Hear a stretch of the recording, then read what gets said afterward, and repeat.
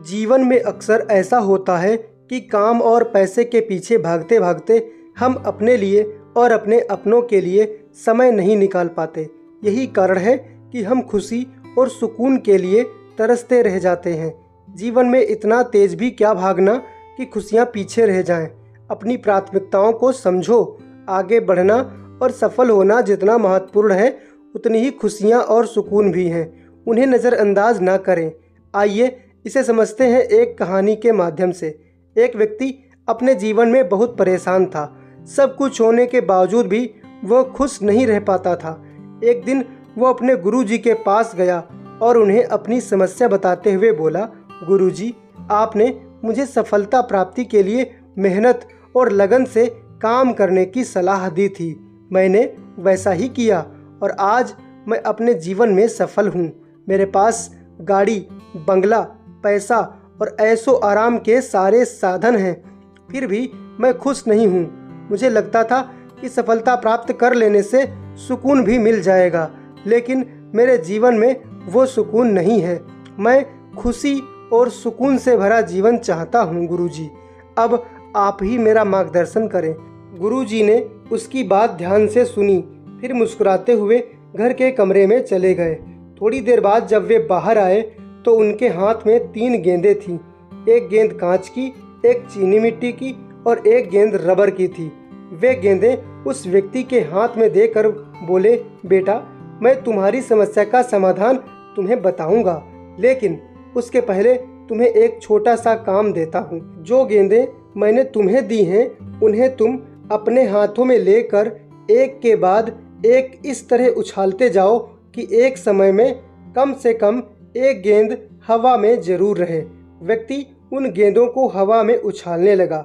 वो एक गेंद हवा में फेंकता तो 2 गेंद उसके हाथों में रहती। जब हवा में उछाली गई गेंद नीचे गिरने वाली होती तो वह हाथ में रखी गेंदों में से एक को हवा में उछालकर उस गेंद को पकड़ लेता। यह सिलसिला इसी तरह चल रहा था। इस तरह गुरुजी के कहे अनुसार एक समय में एक गेंद हवा में अवश्य रहती थी। कुछ देर बाद एक ऐसा समय आया जब चीनी मिट्टी की गेंद हवा में थी और कांच और रबर के गेंद उसके हाथ में थी, लेकिन इस बार उसका सही संतुलन नहीं बन पाया और हवा में उछाली गई चीनी मिट्टी की गेंद नीचे ज़मीन पर गिरने लगी। चीनी मिट्टी की गेंद सबसे ज़्यादा कीमती थी, इसलिए व्यक्ति ने सोचा, जब 2 ही गेंद ज़मीन में गिरने से बचाई जा सकती हैं तो चीनी मिट्टी और कांच की गेंद को बचाना ज़्यादा सही है। उसने तुरंत अपने हाथ में से रबर की गेंद नीचे गिरा दी और चीनी मिट्टी की गेंद पकड़ ली। गेंद गिरने से वो दुखी हो गया क्योंकि वो गुरुजी का बताया गया काम सही तरीके से पूरा नहीं कर पाया। उसने जब अपने गुरुजी को देखा तो गुरुजी ने पूछा, बेटा, तुमने रबर की गेंद क्यों गिरा दी? चीनी मिट्टी की गेंद क्यों नहीं गिरने दी? उसने उत्तर दिया, गुरुजी, चीनी मिट्टी की गेंद सबसे ज़्यादा कीमती थी, इसलिए मैंने उसे ज़मीन पर गिरने नहीं दिया। यदि कांच की या चीनी मिट्टी की गेंद ज़मीन पर गिर जाती तो वे टूट जाती, लेकिन रबर की गेंद को नीचे गिरने से कोई नुकसान नहीं होता। इसलिए जब मुझे लगा कि मैं 2 ही गेंदों को हाथ में संभाल पाऊंगा तो मैंने चीनी मिट्टी और कांच की गेंद को हाथों में संभाला और रबर की गेंद नीचे गिरा दी।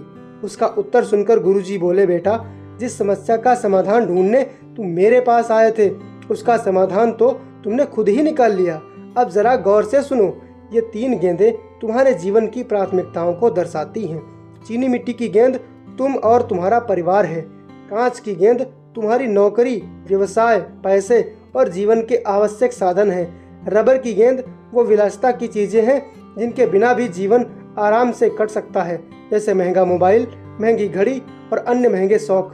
तुमने अपने जीवन में कांच और रबर की गेंद पर ध्यान दिया और नौकरी, घर, गाड़ी, बंगला, सुख सुविधा के सारे साधनों के साथ अपने महंगे शौक भी पूरे किए, लेकिन चीनी मिट्टी की गेंद यानी खुद पर, अपने परिवार पर ध्यान नहीं दिया।